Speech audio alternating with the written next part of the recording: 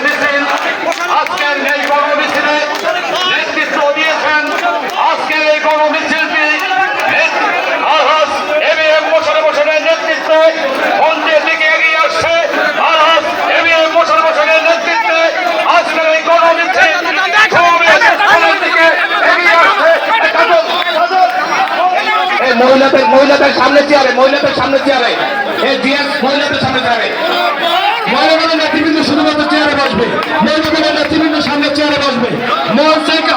মঞ্চে হয়তো কোনো লোক উঠবেন না, কাজল তালুকদার, সেলিম শিকদার, পুরুষরা চেয়ারের পিছনে থাকবেন, শুধুমাত্র মহিলা, এই মহিলা দলের সামনে আনো, যে যত মহিলাদের সামনে দাও, চেয়ার দাও।